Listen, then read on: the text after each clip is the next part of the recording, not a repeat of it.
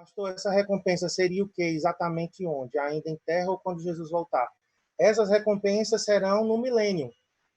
Nós vamos receber as recompensas nas bodas do Cordeiro, quando Cristo, né, vier conosco para derrotar o anticristo. Logo após teremos as bodas do Cordeiro, teremos o tribunal de Cristo e receberemos as recompensas. E essas recompensas elas serão vividas durante o reinado de 1000 anos com Cristo, certo? Então, a recompensa vai durante o milênio.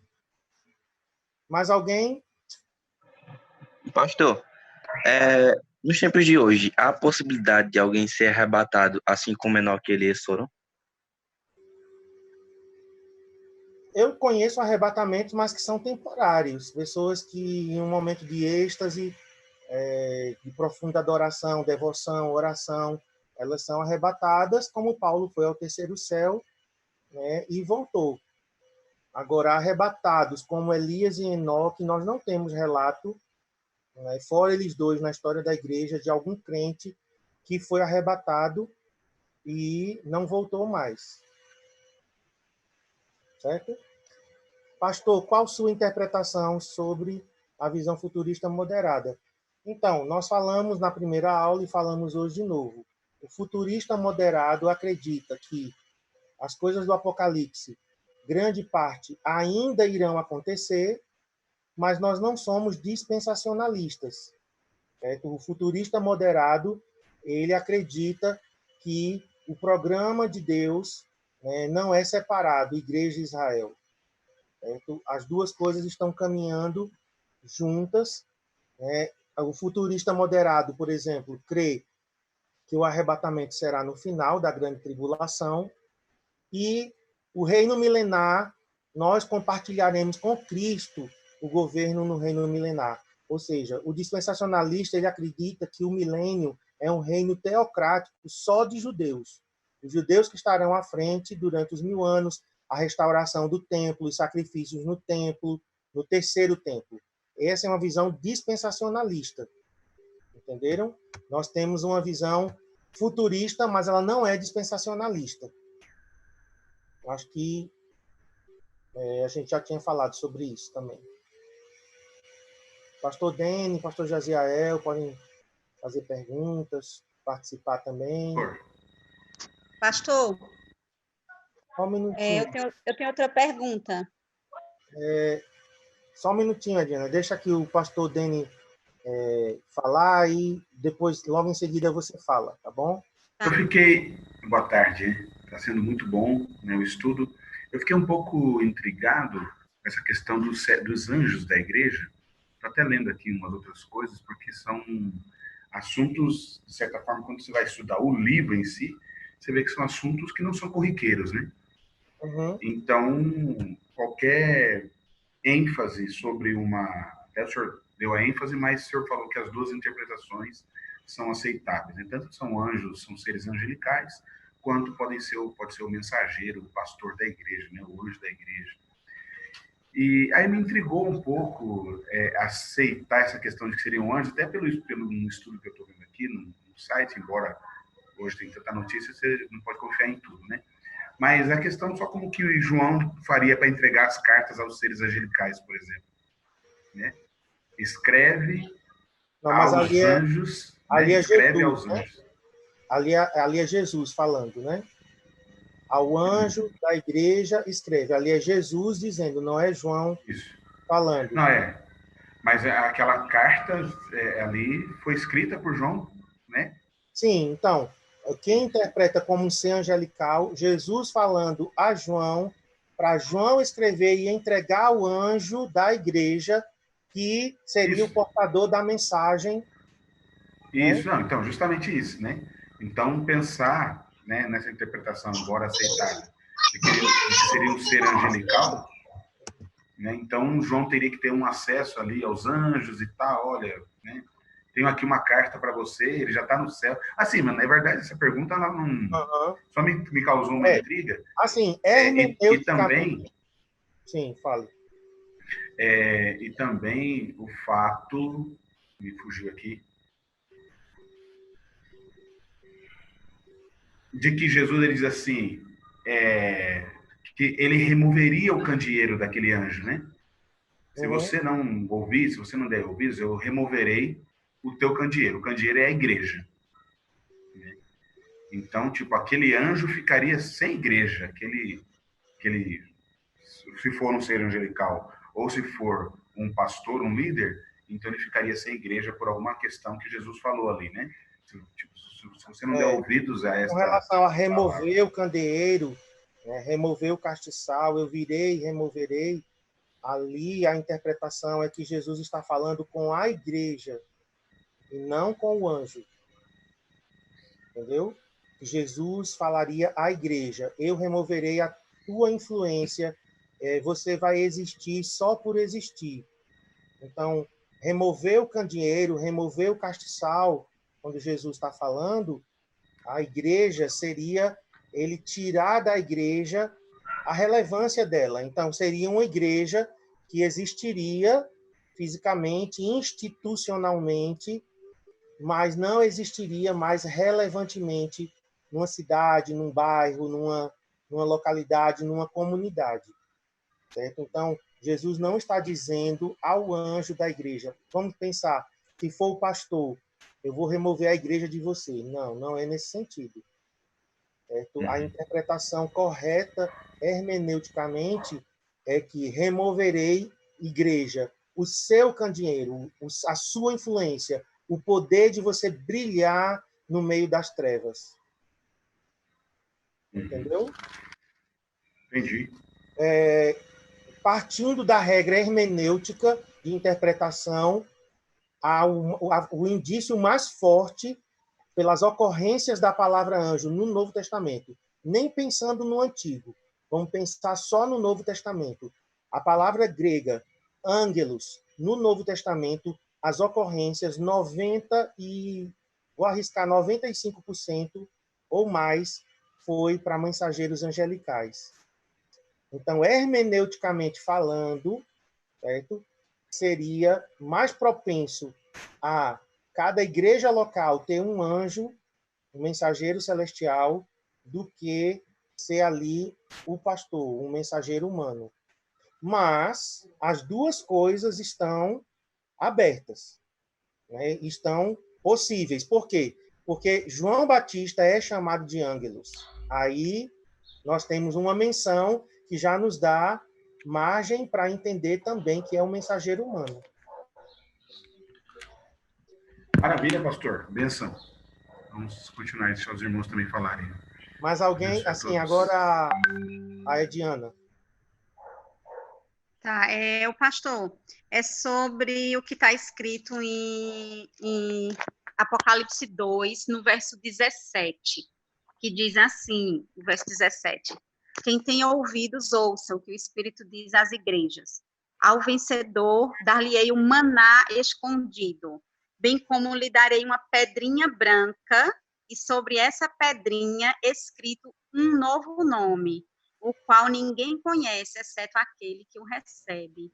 Esse versículo, a questão do maná que ele fala que vai dar, é realmente falando sobre algo alimentar mesmo, é literal mesmo isso, e a questão dessa pedrinha, escrito um novo nome, diz algo sobre a autoridade de Jesus sobre nós, ou nós temos alguma autoridade dada por Jesus. Eu queria entender o que significaria esse texto. Então, nesse comentário que eu falei para vocês do Novo Testamento de William Barclay, certo? E o do Russell Champlin também, a gente assim tem algumas ressalvas com Champlin, tá? Porque Champlin ele era universalista. No final da vida dele ele ficou meio herético. Mas quando ele escreveu os comentários ele estava numa fase boa da vida dele. Então, esses comentaristas, eles pegam coisas lá daquela época, a pedrinha branca, o William Barclay, inclusive na Bíblia Plenitude, também comenta que pedrinhas brancas eram usadas para absolver pessoas, né? E eram usadas com propósitos também de dar recompensas. Então, Jesus está falando coisas que naquela época eram conhecidas e eram relevantes, certo? Então, são coisas que eram literais para aquelas pessoas. Agora, a recompensa para nós, como vai ser aplicada, aí, por exemplo, o maná fala de comida, fala de alimento, né? A referência está diretamente ligada ao maná que caía para o povo de Deus no deserto. Então, Jesus hoje é o nosso maná, o nosso pão que cai do céu, que desce do céu. Certo? Então, nós temos elemento simbólico, mas também nós temos elementos aí que eram literais.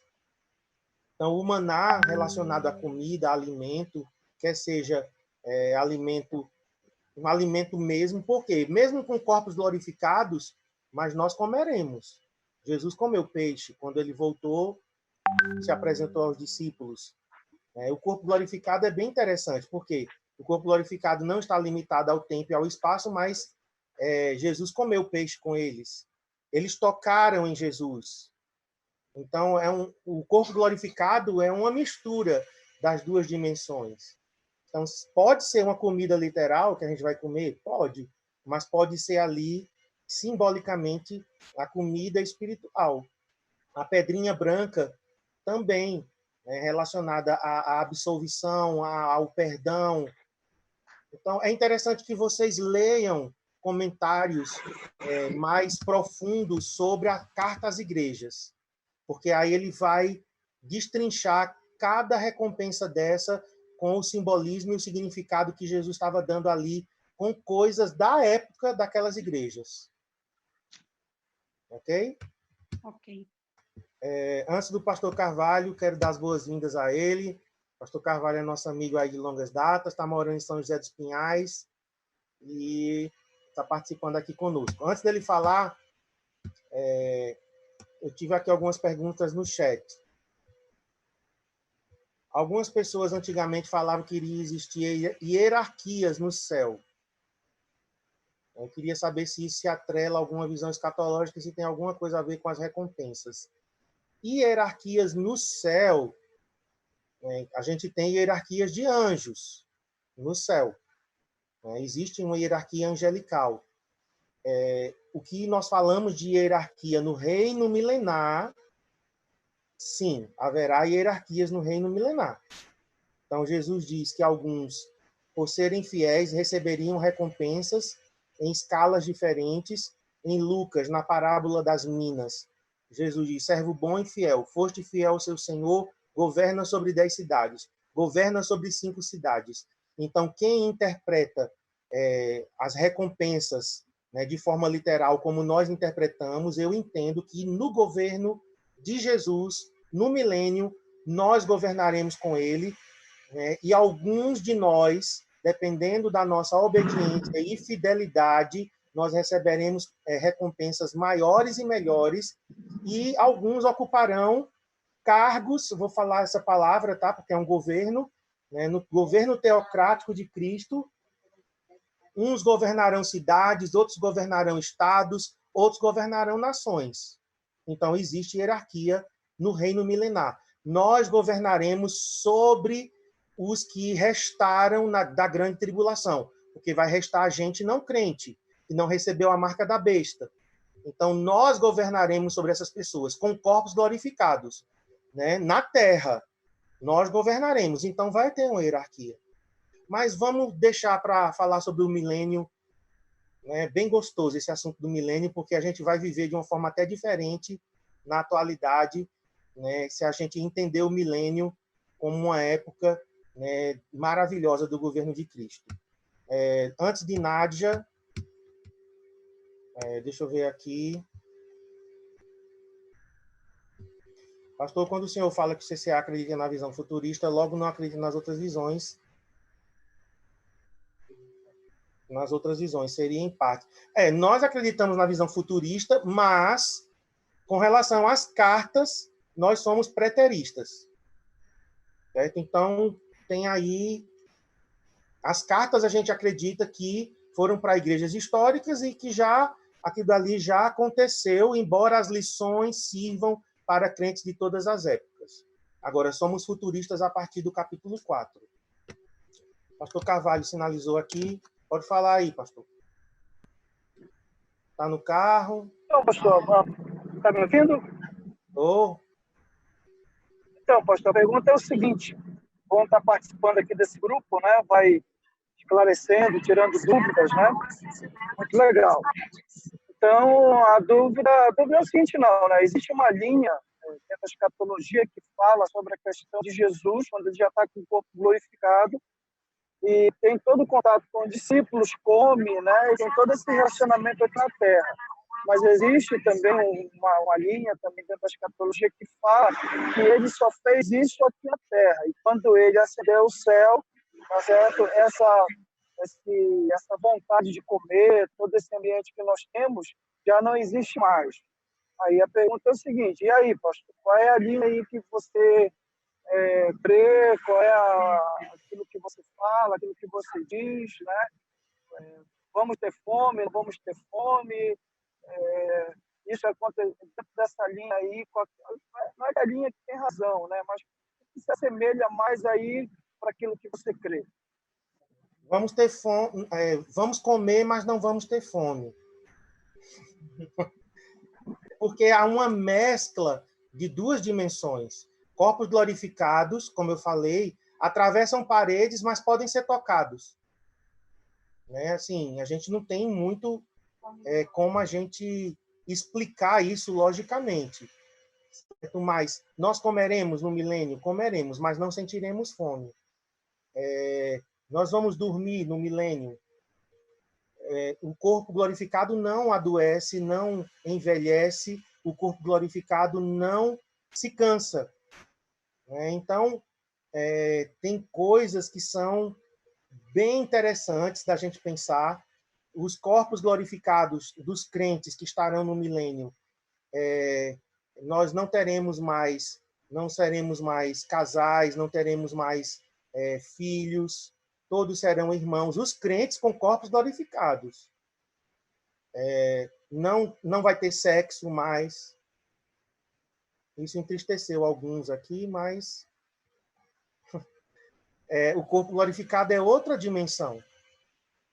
Certo? Então, eu acredito que nós experimentaremos algo assim, fora do comum, fora do normal, porque Jesus disse que seremos como anjos, né, como irmãos, e que nós experimentaremos a dimensão espiritual em sua totalidade. Seria interessante a gente pensar no milênio como a tentativa, né, de Jesus nos mostrar como o Éden foi no início. A diferença é que Satanás vai estar preso, no final ele é solto, tenta seduzir as pessoas de novo. Mas a gente vai estar vivendo a realidade do Éden novamente. Ok? Ok, então, pastor. Assim, só pegando esse gancho aqui, e lembranças. Quando nós estivermos no corpo glorificado, vivendo, você acha que nós nos lembraremos de quem foi o marido, a esposa? Lembrança, claro, porque veio que nós seremos seres assexuados como os anjos, como Jesus vai dizer isso, né?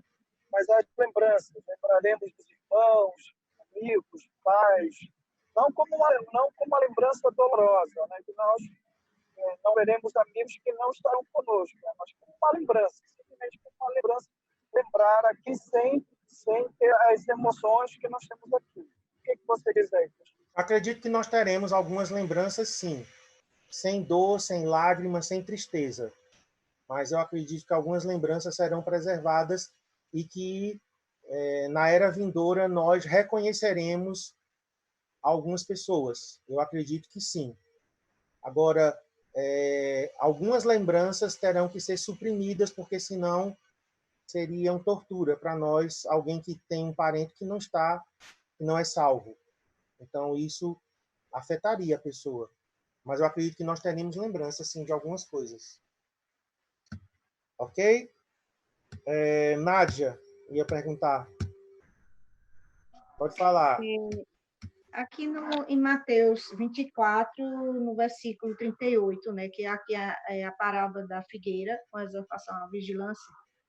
Aí no 38 diz assim: porquanto, assim como nos dias anteriores ao dilúvio, comiam e bebiam, casavam e se davam em casamento, até o dia em que Noé entrou na arca. E esse povo não percebeu, né, que eles faziam tudo isso e não perceberam o chamado de Noé para entrar. Aí morreu todo. Será que nesse meio, a minha pergunta é, não tinha nenhum crente? Morreu tudo assim? Não, porque todos morreram. Todos, não se salvou ninguém porque não era bom. Só Noé, a esposa, os 3 filhos e as 3 noras. Os que entraram na arca foram aqueles que obtiveram a salvação. Todos os outros pereceram. Minha dúvida é essa. Podemos dizer que as cartas e todo o livro têm contextos históricos e proféticos, tipo, existe uma aplicação para aquele tempo e também aponta para o futuro. A visão futurista encara, a partir do capítulo 4, tudo como profético. Histórico, só 1, 2 e 3. Certo? Não vai ter mais sexo masculino e feminino. Para quem está com o corpo glorificado, não. Para os outros que sobreviverão, porque vai ter muita gente ainda no milênio que sobreviveu. Então, para esses, e não seguiram o anticristo, para esses vai ter ainda sexo masculino e feminino. Mas eles morrerão. Vão morrer com muita idade. Diz que lá em Isaías, quem morrer com 100 anos é jovem ainda, mas vão morrer. Já para os crentes que voltaram com Cristo para reinar com ele, teremos corpos incorruptíveis. Então, nós vamos encerrar, já passamos dos nossos 10 minutos, só vou dar, talvez, espaço para mais um, até às 5. São 16h57. Mais alguém? Não estou conseguindo enxergar todos de uma vez. Pastor. Quem é? Aline. Sim, fale. Aline. Rapaz, pastor, a respeito do arrebatamento. Sempre que alguém é arrebatado, é porque Deus quer se revelar, quer mostrar alguma coisa, ou pode acontecer de uma pessoa ser arrebatada e ela não chegar a ter nenhuma revelação. O arrebatamento que você está falando é o que eu disse, temporário, que alguém, em um momento de oração, de adoração, sim, sempre que uma pessoa é arrebatada, Deus tem um propósito para revelar alguma coisa, para mostrar. Às vezes a pessoa não é autorizada a falar o que viu, porque são coisas pessoais. Certo? Mas ninguém é arrebatado sem propósito. Essa revelação seria a respeito da pessoa. No caso, esse arrebatamento seria para Deus falar algo a respeito. É que cortou. Esse arrebatamento seria para Deus falar algo a respeito da pessoa que está sendo arrebatada, ou pode ser algo a respeito da nação ou de alguém? Da pessoa, ou Deus pode mostrar coisas a respeito de outras pessoas. Certo? Qual a idade, sobre a idade da pessoa com corpo glorificado? Não vai ter mais idade, né? Quem está com corpo glorificado já ultrapassou esse limite de idade. Ok? Então, gente, vamos encerrar. Foi um prazer estar com vocês de novo. Terça-feira, 15h, a gente volta. A gente está vendo que alguns lugares já estão liberando a questão de isolamento, né? Como a gente mora em vários lugares diferentes, então a gente vai estar acompanhando, porque pode ser que semana que vem, né, esteja mudado, alguns já vão voltar a trabalhar, ou na outra semana a gente vai ter que se ajustar a isso. Por enquanto, todo mundo está em casa, então a gente pode fazer de tarde.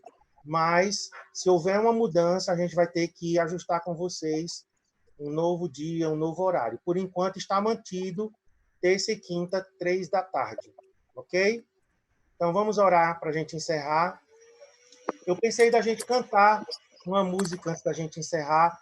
Estava pensando em uma canção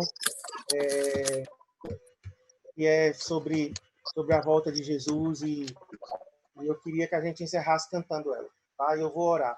Tu que estás assentado no trono, sempre reinando, soberano,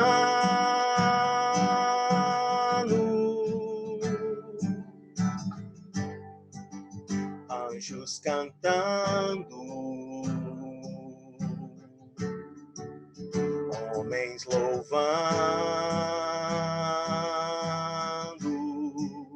Deus reunido com seu povo,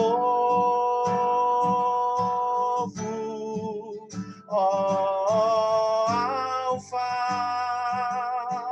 Ômega, Cristo,